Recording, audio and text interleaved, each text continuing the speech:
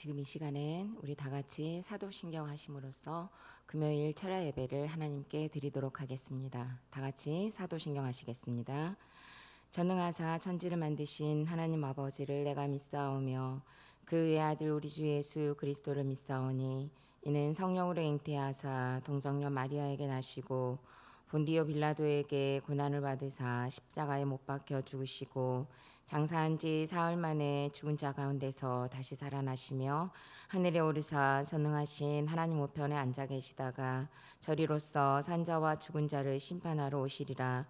성령을 믿사오며 거룩한 공회와 성도가 서로 교통하는 것과 죄를 사하여 주시는 것과 몸이 다시 사는 것과 영원히 사는 것을 믿사옵나이다. 아멘.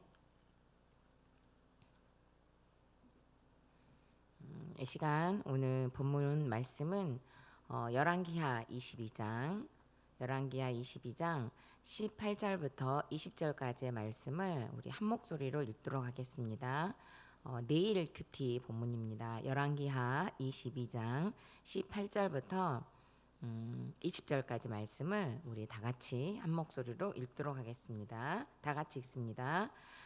너희를 보내 여호와께 묻게 한 유다 왕에게는 너희가 이렇게 말하라. 이스라엘의 하나님 여호와가 이같이 말씀하셨느니라. 내가 들은 말들에 대하여는 내가 이곳과 그 주민에게 대하여 빈터가 되고 저주가 되리라 한 말을 내가 듣고 마음이 부드러워져서 여호와 앞 곧 내 앞에서 겸비하여 옷을 찢고 통곡하였으므로 나도 내 말을 들었노라. 여호와가 말하였느니라. 그러므로 보라, 내가 너로 너의 조상들에게 돌아가서 평안히 묘실로 들어가게 하리니 내가 이곳에 내리는 모든 재앙을 내 눈이 보지 못하리라 하셨느니라 하니 사자들이 왕에게 보고하니라. 아멘. 하늘가족 공동체 여러분, 안녕하십니까? 코로나가 갑자기 더 극성스러워져서 다시 온라인으로 예배가 전환되었습니다. 그나마 찔끔찔끔 만나던 기회마저 빼앗긴 것 같아 마음이 많이 속상하고 있지만 이때 우리가 할 수 있는 일들을 민첩하게 적용하는 지혜가 더욱 필요할 때인 것 같습니다.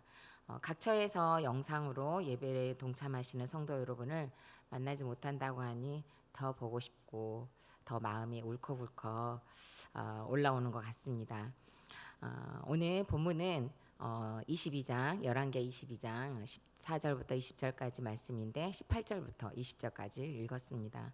오늘 새벽에 이어 내일 큐티 본문도 유다 16대 왕인 요시야의 이야기가 이어지고 있습니다. 요시야 왕의 종교 개혁은 유다 역사상 가장 철저한 종교 개혁이었습니다. 그는 성전을 수리하는 것으로부터 개혁을 시작했는데 성전에서 율법책을 발견함으로써 그 개혁을 더욱더 확고한 신앙적인 기반을 갖게 되었습니다. 성전을 수리하다가 발견된 율법책의 말씀을 듣고 통회하는 마음을 갖게 된 요시야 왕은 여선지자 훌다에게 사람을 보내서 하나님의 뜻을 물어보게 합니다. 하나님의 말씀으로 인해 자신과 나라의 처한 위기 상황을 올바로 인식하게 된 그로서는 과연 어떻게 해야 하나님의 진노를 피할 수 있을는지 안타까웠던 것입니다. 훌다를 찾아가서 듣게 된 예언은 두 가지였습니다. 첫 번째는 이제 17절의 말씀에서 소개되고 있죠. 이는 이 백성이 나를 버리고 다른 신에게 분향하며 그들의 손의 모든 행위로 나를 경노하게 하였습니다. 그러므로 내가 이곳을 향하여 내린 진노가 꺼지지 아니하리라 하라 하셨느니라 라는 말씀으로 유다 왕국이 우상 숭배로 인해 격발된 하나님의 진노에 따라 멸망당할 것이라는 내용이었고요. 그리고 두 번째로는 이제 19절부터 20절 말씀에 보면 좀 길지만 우리 같이 한번 읽어 보도록 하겠습니다. 내가 이곳과 그 주민에게 대하여 빈터가 되고 저주가 되리라 한 말을 내가 듣고 마음이 부드러워져서 여호와 앞 곧 내 앞에서 겸비하여 옷을 찢고 통곡하였으므로 나도 내 말을 들었노라 여호와가 말하였느니라. 그러므로 보라, 내가 너로 너의 조상들에게 돌아가서 평안히 묘실로 들어가게 하리니 내가 이곳에 내리는 모든 재앙을 내 눈이 보지 못하리라 하셨느니라 하니 사자들이 왕에게 보고하니라. 다시 말씀드리면 하나님 앞에서 겸비하여 통회하는 마음을 가진 요시야 왕에 대해서는 재앙으로부터 제외되는 은총을 베풀어 주실 것이라는 내용이었습니다. 요시야 한 사람의 회개를 통해 그에게 임할 진노만 유예되는 것이 아니라 온 나라에 임할 진노까지 미루어짐을 보는 장면입니다. 하나님께서는 끊임없이 기다리는 영혼이 있는데 바로 회개하는 영혼입니다. 므낫세 때에 극렬했던 우상 숭배로 인해 하나님께서는 더 이상 유다를 지켜볼 수 없어서 멸망을 선언하셨지만 그럼에도 불구하고 통회하는 요시야를 보시고 모든 재앙으로부터 제외되는 은총을 베푸십니다. 하나님의 극률하심은 극렬한 진노 중에도 결코 잊지 않으십니다. 정말 요시야 시대에 살았던 이들은 이게 웬 은혜입니까? 성도 여러분, 요시야가 회개를 할 때 어떤 상태였는지 우리가 본문을 읽었기 때문에 아실 겁니다. 오늘 저는 그래서 제목을 부드러운 마음이다라는 제목을 지어봤습니다. 19절 중반절에 보니까요, 하나님의 말씀을 들을 때 요시야의 마음이 부드러워졌다고 합니다. 이 부드러운 마음은 어떤 마음일까요? 부드럽다는 말을 제가 이렇게 찾아보니까요, 거칠거나 딱딱하지 않고 무르거나 매끄러운 상태라고 합니다. 요시야는 하나님의 말씀을 듣고 바로 이 상태가 되었습니다. 그의 마음이 거칠거나 딱딱하지 않았기에 지금 당장 이 순간 내 눈앞에서 내 귀에 읊어지는 말씀을 바로 오늘 내 말씀이라고 들었습니다. 이 진노의 말씀이 바로 요시야의 마음을 부드럽게 했습니다. 양육을 받으신 분들은 이 장면을 어떻게 정의할 수 있을까요? 네, 맞습니다. 성령의 가장 효과적인 그 방법의 역사라고 우리는 정리를 할 수 있겠죠. 히브리서 4장 12절 말씀에 보면 하나님의 말씀은 살아있고 활력 있어 좌우의 날선 어떤 검보다도 예리하여 혼과 영과 골수와 관절과 골수를 찔러 쪼개기까지 하며 또 마음의 생각과 뜻을 판단하나니 하나님의 말씀은 살아있기에 찔러 쪼개기까지 하면서 심령을 부드럽게 합니다. 그리고 이 부드러운 마음은 성령 하나님을 통해 통회하고 자복하는 마음이 되어 옷을 찢듯이 마음을 찢고 지난날의 악한 삶을 찢으며 통곡하게 되는 것입니다. 시편 51편 17절 말씀에 보면은요, 하나님의 구하시는 제사는 상한 심령이라. 하나님이여 상하고 통회하는 마음을 주께서 멸시치 아니하시리이다라고 말씀하시고, 또 시편 34편 18절 말씀에 보면 여호와는 마음이 상한 자를 가까이 하시고, 다시 한번 읽어드립니다. 여호와는 마음이 상한 자를 가까이 하시고 중심으로 통회하는 자를 구원하시는도다. 아멘. 저는 요즘 하나님의 말씀이 살아있다. 하나님의 말씀은 정말 살아있다. 하나님의 말씀은 진짜 살아있다. 라는 현장에서 시간을 보내고 있습니다. 뿐만 아니라 상한 심령과 통회하는 심령을 멸시치 않으시고 회개를 불러내시는 기가 막힌 시간도 보냈습니다. 할렐루야. 지난 수요 설교를 통해 어린 시절에 가해자이셨던 친정 어머니를 용서하게 된 사건을 설교를 통해 나누었습니다.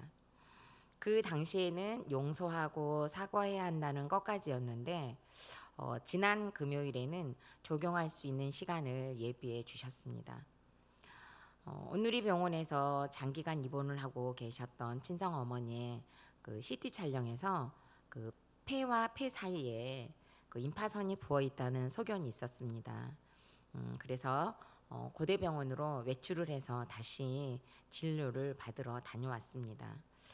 6시간에 걸친 그 혈액종양내과 그리고 감염내과의 진료는 쉬운 일은 아니었습니다. 건강한 저도 사실 굉장히 벅찬 하루였기에 친정 어머니께서는 얼마나 힘드셨을지 참으로 마음이 안쓰러웠습니다.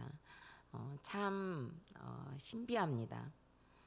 용서하고자 그리고 사과하고자 하는 마음이 생긴 이후로부터는 친정 어머니를 돌보는 일이 즐겁고 힘이 솟는 것을 경험합니다. 이날도 병실로 돌아와 다시 그 침대에 눕도록 도와드리는데 친정 어머니께서 힘든 가운데서도 사실 두 발로 걸어서 진료를 받으셨다는 것이 제 마음에 너무너무 고맙고 감사한 마음이 드는 거예요.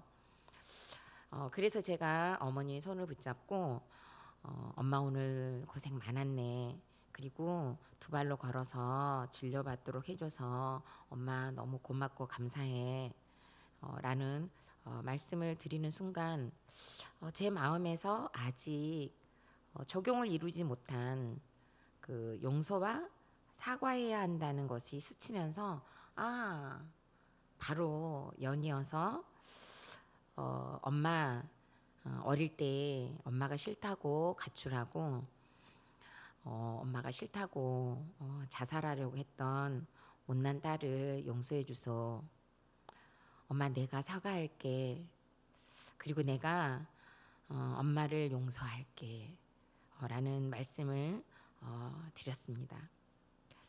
이 말씀을 드리고 어머니께서 이 말씀을 듣자마자 친정 어머니께서도 굵은 눈물을 글썽이시면서 너처럼 순했던 자식한테 내가 그렇게 못되게 해서 미안하구나. 네가 날 용서해라. 나를 용서해다오. 나를 용서해다오. 라고 하시며 펑펑 웃으십니다. 저희 모녀는 이날 예수 그리스도의 속죄함의 은혜가 무엇인지를 분명하게 만나는 시간이었습니다. 그동안 큐티를 하면서 수많은 적용들을 했습니다. 아직도 적용의 터널은 멀지만 가장 심령을 깨우고 시원케 하는 적용은 바로 내 죄를 인정하고 용서를 구하고 용서하고 용서받는 시간인 것 같습니다. 그리고 지난 월요일에는 친정 어머니께서 갑자기 눈에 안압이 올라가서 정말 하루가 어떻게 지났는지 진짜 긴박한 시간들의 연속이었습니다. 녹내장으로 안압이 오르게 되니까 너무너무 심한 두통을 호소하셨고요. 음식을 드시기만 하면 정말 다 토하시는 거예요. 계속 토하시는 거예요. 그래서 이 토하는 것 때문에 또 화장실까지 가다가 또 2차 사고가 날까봐 아예 그 편하게 토하시도록 이제 볼을 갖다 드렸어요. 근데 그 볼에서 이제 저는 이제 볼을 교체하고 어머니는 계속 토하시고 정말 너무너무 기력이 없으시니까 이제 뭐 몸이 다 축축 처지시는 거죠. 그런데 이제 나중에는 진짜 아예 앉을 힘도 없으시더라고요. 그런데 쭉 늘어진 어머니께서 겨우 이제 그 볼을 끌어안고 어머니가 펑펑 우시는 거예요. 인생이 허무하다. 그러시면서 뭐라고 말씀하시냐면 너한테 함부로 해서 내가 너무 미안하다. 너를 못 살게 해서 너무 미안하다. 너무 미안하다. 너무 미안하다. 하시면서 정말 아예 이번에는 그냥 오열을 하시는 거예요. 저는 어머니 등을 쓰다듬으면서 자식 넷을 모두 예수 믿게 하셨으니 잘하셨다고 그리고 잘 타셨다고 사명을 어머니는 다 감당하셨다고 그리고 엄마 나도 용서해 달라고 그리고 이제 엄마도 용서했다고 하면서 진심으로 위로를 해드렸습니다. 그 뒷날 이제 화요일에 다시 고대에서 조직 검사를 하면서 또 병원 투어를 하고 집으로 돌아오는 길에 어머니께서 말씀하시더라고요. 진짜 어제는 죽는 줄 알았다. 사람이 이렇게 하다가 죽는구나. 그 생각을 하셨대요. 근데 사실은 저도 그 생각을 했거든요. 왜냐하면 그 전날 정말 안압이 높고 계속 토하시니까 두 발로 걷지를 못하셨어요. 그래서 사위 등에 엎여서 계단도 내려가셨거든요. 그런데 죽는 그 죽음에 임박하는 그 시간이 가까워오는 것을 알고 어머니가 하셨던 것은 바로 오늘 요시야처럼 마음이 부드러워져서 회개를 하는 것이었습니다. 성령의 가장 효과적인 방법으로 역사하신 은혜의 장면이었습니다. 죽음 앞에서 가장 먼저 떠오른 것은 바로 앞에 있는 딸에게 용서를 구하고 사과하는 조경을 또다시 하신 것이었습니다. 마음이 부드러워지기까지는 쉬운 일이 결코 아님을 깨닫습니다. 하지만 택자는 마지막 순간에 회개를 합니다. 택자는 환난의 날에 회개를 합니다. 택자는 고통의 날에 회개를 합니다. 택자는 진노의 날에 회개를 합니다. 그 택자 안에 살아계시는 성령께서 그 심령을 자복하게 하고 통회하게 하셔서 옷을 찢듯이 마음을 찢도록 하시는 은혜를 어김없이 예비하심을 보았습니다. 사랑하는 성도 여러분, 요한일서 7장 말씀에 보면 그가 빛 가운데 계신 것 같이 우리도 빛 가운데 행하면 우리가 서로 사귐이 있고 그 아들 예수의 피가 우리를 모든 죄에서 깨끗하게 하실 것이요. 생사를 오가는 고군분투의 시간에도 용서가 있고 예수의 피가 우리를 모든 죄에서 깨끗하게 하시는 은혜가 임하게 되니 어머니를 돌보는 긴 시간이 힘들지가 않았습니다. 비록 몸은 지치고 고단했지만 영은 새롭게 되어 잠을 자면서도 이 미소가 나오는 거예요.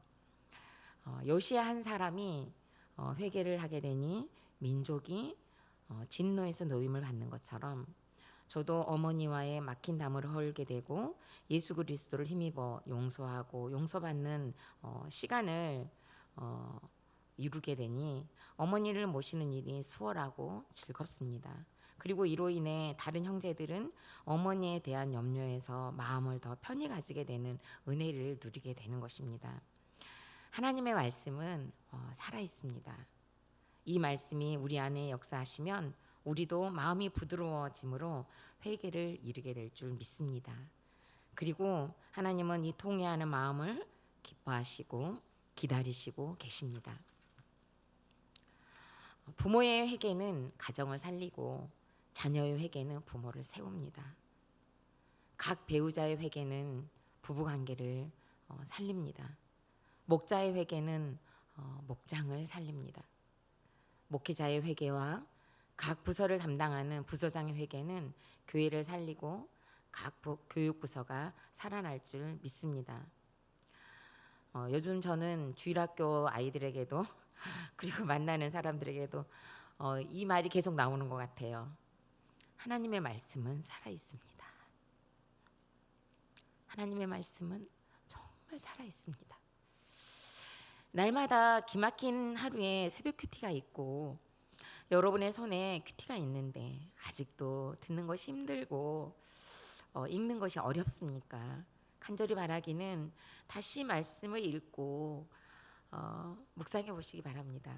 여러분의 마음이 부드러워짐으로 회개로 인도하시기 위해 그 은혜의 시간을 준비하고 계시는데 여러분들이 그 시간을 직접 한번 한 발짝 한 발짝 가보시길 바랍니다.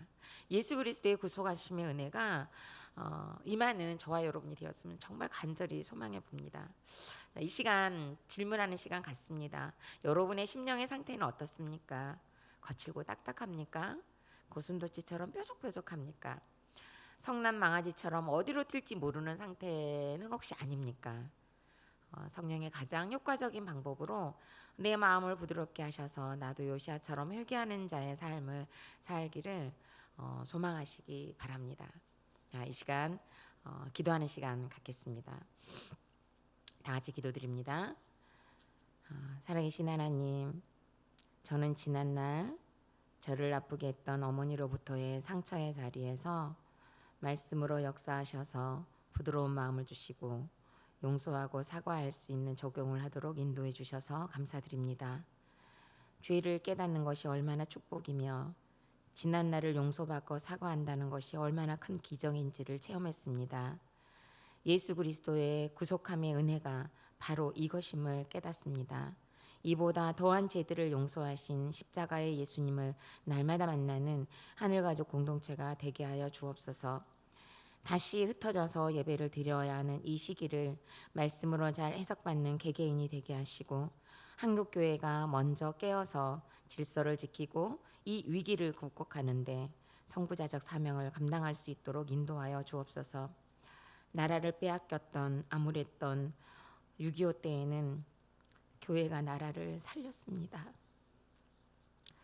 코로나로부터 헤어나오지 못하는 이 시기에 교회가 교회다워지고 교회가 먼저 부드러워져서 회개를 이루게 하여 주옵소서.